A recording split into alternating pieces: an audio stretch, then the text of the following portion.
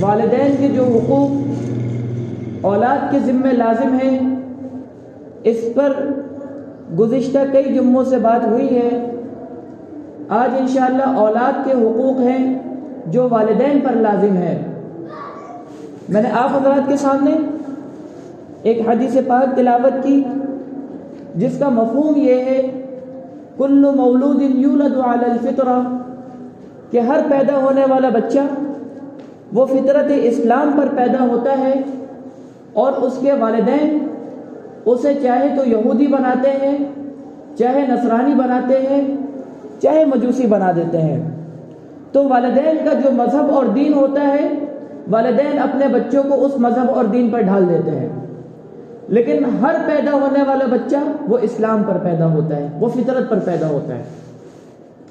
اولاد کے حقوق جو والدین کے ذمہ لازم ہیں، ان میں سے سب سے پہلا حق یہ ہے کہ اولاد کی پیدائش پر اس کے سیدھے کان میں اذان اور الٹے کان میں اقامت دیا جائے اور اس کی تحنیک کی جائے۔ والدین کی ذمہ داری ہے کہ بچے کی پیدائش کے بعد اسے نہلا دھلا کر کان میں اذان اور بائیں کان میں اقامت کہے۔ اگر کسی وجہ سے باپ اپنے بچے کے کان میں اذان اور اقامت نہیں دے سکتا تو کسی بزرگ شخص کو بلا لے اور اس سے اذان اور اقامت کہلوا لے، اور اگر وہ بھی نہیں کر سکتا، کسی بزرگ کو بھی نہیں بلا سکتا، تو وہ کسی سے بھی یہ کام کروا سکتا ہے۔ آس پاس موجود کوئی بھی شخص اس بچے کے کان میں اذان دے دے اور اس کے کان میں اقامت کہہ دے۔ اچھا، یہ بات یاد رکھنے کی ہے کہ بچے کے کان میں اذان اور اقامت دینا یہ سنت ہے۔ چنانچہ جب حضرت حسین رضی اللہ تعالیٰ عنہ کی پیدائش ہوئی تو جناب محمد رسول اللہ صلی اللہ علیہ وسلم نے حضرت حسین رضی اللہ تعالیٰ عنہ کے کان میں اذان بھی دی اور اقامت بھی دی۔ دوسری بات، اذان اور اقامت کے بعد تحنیک کرنا۔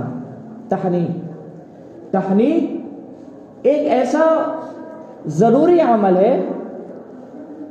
آج خواتین یہ شکایت کرتی ہیں کہ ہمارے بچے ہمارے دودھ کو نہیں پکڑ لیں، ماں کا دودھ بچہ نہیں پکڑ رہا، ڈبے والا دودھ دو وہ ٹھیک پی رہا ہے، کیا وجہ ہے؟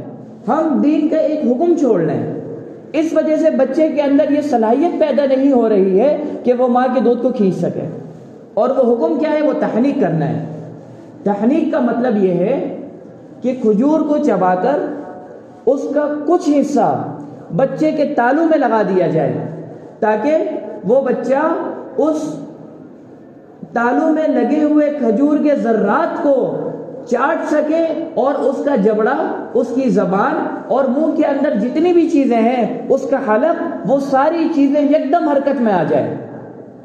اور اس تحنیک کا فائدہ یہ ہوتا ہے جب منہ کی ساری چیزیں اس تحنیک کے عمل سے حرکت میں آ جاتی ہیں تو پھر بچے کو دودھ کھینچنے میں آسانی ہوتی ہے۔ دوسری بات، تحنیک کروانی کس سے ہے؟ تحنیک کے لیے اگر اس بات کا خیال رکھا جائے، وہ کوئی نیک بزرگ بندے کو لے آئے جس کے بارے میں آپ کا گمان ہو کہ یہ بزرگ بندہ ہے، یہ نیک ہے، اور اس سے کھجور کو چبا کر اس کا لعاب اور تھوڑے سے کھجور کے ذرات کو تالو میں لگا دیں تاکہ اس کی نیک خاصیتیں اور نیک خصلتیں اس بچے کے اندر منتقل ہو جائیں۔ تحنیک کے یہ دو فائدے ہیں۔ تحنیک کرنا بھی سنت ہے۔ حضرت عائشہ صدیقہ رضی اللہ تعالیٰ عنہ کی روایت ہے کہ رسول اکرم صلی اللہ علیہ وسلم کے پاس بچے لائے جاتے تھے، متعدد بچے لائے جاتے تھے، آپ تحنیک فرماتے تھے اور ان کے حق میں خیر و برکت کی دعا کرتے تھے۔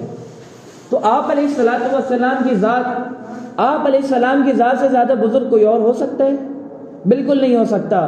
لیکن آج کے وقت میں تو ہمارے نبی ہمارے درمیان نہیں، ہم کسی بزرگ بندے کو اپنے فہم کے حساب سے دیکھ کر لائیں اور اس سے اپنے بچے کی تحنیک کرائیں۔ اگر آپ کسی ڈاکٹر سے پوچھیں گے تحنیک کے بارے میں، ڈاکٹر سر پٹک کے مر جائے گا، آپ کو کبھی اجازت نہیں دے گا، کبھی اجازت نہیں دے گا۔ بولے گا آپ تو بچے کو مار رہے ہو، اس کے اندر تو وہ صلاحیت ہی نہیں ہے کہ یہ کھجور کے ذرات کو ہضم کر سکے۔ تو میرے دوستو، یہ دین کا حکم ہے۔ اور یہ ڈبے والے دودھ اسی وجہ سے عام ہیں. ڈاکٹر پہلے ہی منع کر دیتا ہے کہ دودھ کے علاوہ کچھ بھی نہیں دینا اور یہ والا دودھ دینا. تو ہم تحنیک کے عمل کو چھوڑ دیتے ہیں اور بچے کی پوری پیدائش سے لے کر 2 سال 3 سال تک کی پرورش وہ باہر کے دودھ سے ہوتی ہے. دوسرا حق جو ماں باپ کے ذمے ہے، اولاد کے حقوق میں سے دوسرا حق جو ماں باپ کے ذمے ہے وہ یہ ہے کہ اولاد کا اچھا نام رکھے. اولاد پر ماں باپ کا یہ حق ہے کہ جب بچہ پیدا ہو اس کے 7ویں دن کوئی عمدہ نام تجویز کرے، اور وہ نام یا تو پیغمبروں کے نام کے ساتھ کوئی نام ہو یا اللہ رب العزت کے ناموں میں سے کوئی نام ہو. اس میں عبد ملا کر ایک نام بنا لیا گیا ہو، جیسے عبداللہ، عبد الرحمن، عبد المنان وغیرہ.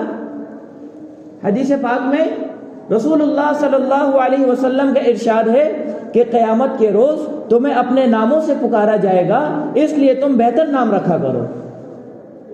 اور اگر کبھی لا علمی میں باپ نے اپنی اولاد کا نام غلط رکھ دیا ہو اور اسے تبدیل کرنا چاہ رہا ہو، بالکل کر سکتا ہے. ہماری شریعت میں اس بات کا ثبوت بھی ملتا ہے کہ رسول اللہ صلی اللہ علیہ وسلم اگر کسی کے نام پر کوئی غلطی پاتے تھے اس کی تصحیح کر دیتے تھے اور نام بدل دیتے تھے. حضرت فاروق اعظم، حضرت عمر فاروق رضی اللہ تعالی عنہ، ان کے ایک صاحبزادی تھی، ان کا نام تھا آسیہ. آسی کہتے ہیں گناہگار کو. تو جب آپ علیہ السلام کو پتہ چلا تو آپ صلی اللہ علیہ وسلم نے آسیہ نام کو بدل کر جمیلہ رکھ دیا، خوبصورت. تو نام کو تبدیل بھی والدین کر سکتے ہیں. اگر کسی کو لگتا ہے کہ میری اولاد کا نام غلطی سے رکھا گیا ہے تو وہ اسے تبدیل کر کے اچھا نام رکھ دے. تیسرا حق، لڑکی کے پیدا ہونے پر غم نہ کرنا. تیسرا حق، یہ چیز ہمارے معاشرے میں ختم ہوتی جا رہی ہے. یہ جو ہمارے متوسط طبقے کے لوگ اور جو متوسط سے بھی کم درجے کے لوگ ہیں وہ تو اپنی تمام اولاد کی پیدائش پر خوشی مناتے ہیں. آپ تھوڑے سے اوپر درجے پہ جائیں، تھوڑے پیسے والوں کے پاس جائیں، امیر لوگوں کو دیکھیں، ان کا یہ طرز عمل ہی نہیں ہے. 100 میں سے 60% یعنی خرابی ان پر غالب ہے. وہ بیٹی کی پیدائش کو اچھا نہیں سمجھتے، عورت پر ظلم کرتے ہیں. ان کی خواتین بیچاری ٹینشن میں رہتی ہیں اگر بیٹی پیدا ہو گئی تو کیا ہوگا.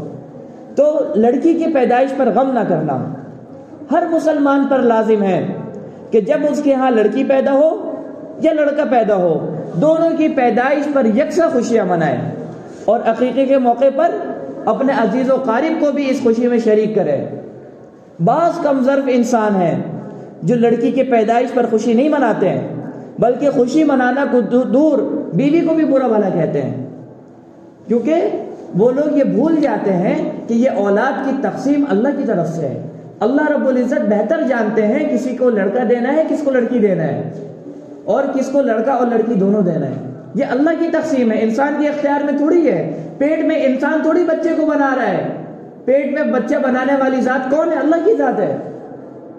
اور اللہ رب العزت نے اولاد کو ہبہ کا لفظ استعمال کیا، تحفہ کا لفظ استعمال کیا کہ یہ لڑکا اور لڑکی یہ تمہارے لیے تحفہ ہے. اور اولاد کا ذکر کیا جمع کی صیغے کے ساتھ، اور یہ جمع کا صیغہ کم سے کم 3 پر دلالت کرتا ہے، 3 سے زیادہ جتنا بھی ہو. تو ایک انسان کے کم از کم 3 لڑکے اور 3 لڑکیاں تو ہونی ہی چاہیے. قرآن کے حساب سے 3 لڑکے اور 3 لڑکیاں ہونی چاہیے، کیونکہ لڑکا ہو یا لڑکی ہو دونوں کا ذکر جمع کے صیغے کے ساتھ ہے. اور جمع 3 سے اوپر کے لیے آتا ہے، 3 سے نیچے کے لیے نہیں آتا. یہ جو فیملی پلاننگ والے لوگ ہیں انہیں بھی اس بات پہ غور و فکر کرنی چاہیے. ایک ہو نیک ہو. ایک ہو نیک ہو کا مقصد کیا ہے؟ مقصد یہی ہے کہ آپ رزق جو اللہ کی طرف سے تقسیم شدہ ہے، اس تقسیم شدہ رزق سے آپ کا اعتبار اٹھ گیا ہے. آپ کے ذہن سے یہ بات نکل گئی ہے کہ اللہ ہمیں پالتے ہیں. آپ کے ذہن میں یہ بات ہے کہ ہم اس اولاد کو پالتے ہیں. غریب گھرانے کے بچے نہیں پلتے کیا؟ امیروں سے لاکھ درجے اچھے پلتے ہیں، امیروں سے لاکھ درجے کم بیمار پڑتے ہیں، کوئی پریشانی نہیں ہوتی. کو جو کھلا دو، جو پلا دو، جو سا دودھ پلا دو ہضم کر جاتے ہیں. اور امیر کے بچے تھوڑا سا دودھ تبدیل کرو وہ بیمار پڑ جائیں گے، ہاسپٹل چلے جائیں گے، ان الگ سے پریشانی. اور سال کے 12 مہینے کوئی نہ کوئی بیماری تو لگی ہوئی ہے، یا نزلہ ہے یا بخار ہے یا یہ ہے یا وہ ہے. یا بھائی ایسا بھی میں نے دیکھا ہے کہ ان کی روٹین بنی ہوئی ہے 2 ہفتے میں ایک بار ڈاکٹر کے پاس جانا ہے، یا تو اپنے لیے جائیں گے یا اپنے بچے کے لیے جائیں گے یا اپنے شوہر کے لیے جائیں گے، ڈاکٹر کے پاس جانا۔ اور غریب کا بچہ نہ غریب ڈاکٹر کے پاس سالہ سال جاتا ہے نہ اس کا بچہ جاتا ہے، الا ماشاء اللہ موسم کی تبدیلی سے جو اس کے یہاں بیماری آ گئی ہے وہ بھی ہلکی پھلکی ہوتی ہے، گلی کے ڈاکٹر سے بھی ٹھیک ہو جاتی ہے۔ تو یہ اللہ کی طرف سے نعمت ہے۔ ہم اولاد کو نعمت سمجھیں گے اگر، تو اللہ رب العزت اس نعمت کا اثر ظاہر کریں گے اور آپ کو یہ قابلیت دیں گے اور آپ رزق کے ایسے اسباب بنائیں گے، آپ اپنے اولاد کی پرورش آسانی سے کر سکتے ہو۔ میں ایک جگہ پڑھاتا تھا، آج سے تقریباً 4 سال پرانی بات ہے، تو ان کی صرف ایک ہی اولاد تھی، صرف ایک اولاد۔ تو انہوں نے مجھ سے تذکرہ کیا کہ ہمارے گھر کے سامنے والے ہیں 8-10 بچے ہیں ان کے، 8-10 بچے۔ انہوں نے بولا ہو سکتا ہے 5-6، کسی کے پیر میں چپل نہیں ہوتی، کسی کے کپڑے پھٹے ہوئے ہوتے ہیں، اولاد کی پرورش درست طریقے سے نہیں ہو رہی ہے۔ تو انسان کو اس بات کا خیال رکھنا چاہیے کہ اولاد اتنی ہی ہو جتنی کہ آپ پرورش کر سکتے ہیں، اور ان کی خود کی کتنی اولاد ہے؟ ایک اولاد ہے۔ وہ میرے سامنے اپنا اظہار خیال پیش کر رہی ہیں، مجھ سے کہنے لگی آپ کیا سمجھتے ہیں کتنے بچے ہونے چاہیے؟ میں نے بولا جتنا اللہ دے دے، بھلے سے کرکٹ ٹیم تیار ہو جائے، جتنا اللہ دے دے اتنے بچے ہونے چاہیے۔ ہم تو فخر کرنے والوں میں سے ہیں۔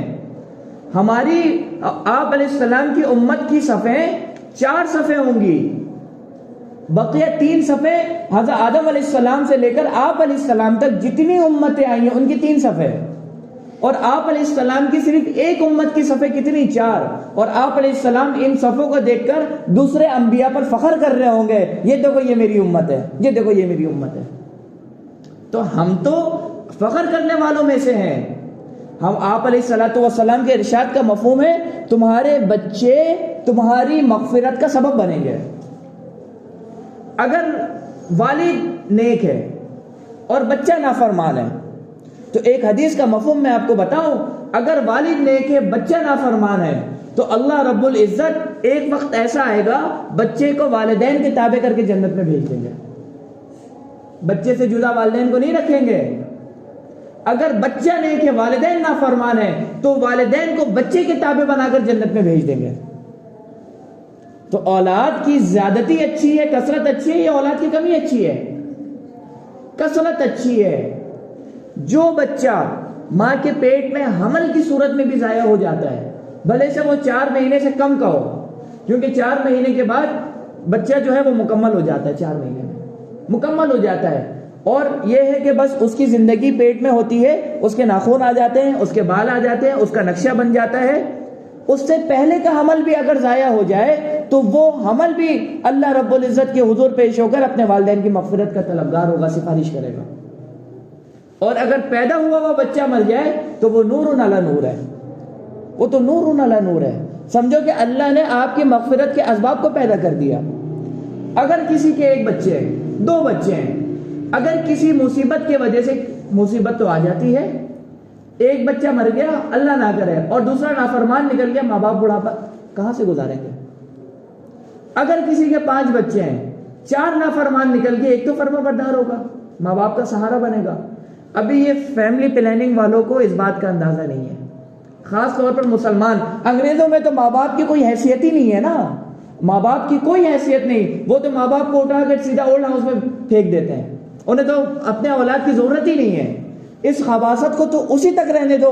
ہم اپنے کلچر میں، ہم اپنے معاشرے میں کیوں اس چیز کو شامل کریں؟ ہمیں تو اولاد کی ضرورت ہے، اولاد کو ہمیں ضرورت ہے۔ ماں باپ کو جتنا حق جو ہے ماں باپ کو اسلام نے دیا کسی نے نہیں دیا۔ اس کا اندازہ آپ اسی سے لگا سکتے ہیں کہ انگریزوں کے جو والدین ہوتے ہیں وہ اولڈ ہاؤس میں ہوتے ہیں، اور مسلمانوں کے والدین اپنے بچوں کے ساتھ ہوتے ہیں، آخری دم تک اپنے بچوں کے ساتھ ہوتے ہیں۔ تو میرے دوستو، یہ اولاد کے چند حقوق تھے جو میں نے آپ کو بتائے۔ بہت سارے حقوق ہیں، ان میں سے میں نے صرف آپ کو 3 بتایا ہے۔ پہلا کیا؟ جب بچہ پیدا ہو اس کے کان میں اذان ہو، سیدھے کان میں الٹے کان میں اقامت۔ دوسرا تحنیک کا معاملہ، تحنیک میں اس بات کا خیال رکھنا ہے ہمیں چبائے ہوئے کھجور کے ذرات کو لگانا ہے، کھجور نہیں منہ میں ڈال دینا، اس بات کا بالکل خیال رکھیں۔ اور دوسری بات کیا بتائی میں نے آپ کو؟ اولاد کا اچھا نام تجویز کرے. کیوں؟ کیونکہ قیامت کے دن اولاد کو اسی کے نام سے پکارا جائے گا. تیسرا، لڑکی پیدا ہو یا لڑکا پیدا ہو، عقیقہ بھی کرنا ہے، خوشی بھی منانی ہے، پورے خاندان کو بھی بلانا ہے، اچھی سی دعوت بھی کرنی ہے. ایسا نہیں لڑکے پہ اچھی دعوت ہے، لڑکی پہ ہم نے چھوڑ دیا. ہمیں دونوں میں یکساں خوشیاں منانی ہے. تو یہ چند حقوق تھے، اس کا ہم خیال رکھنے کی کوشش کریں.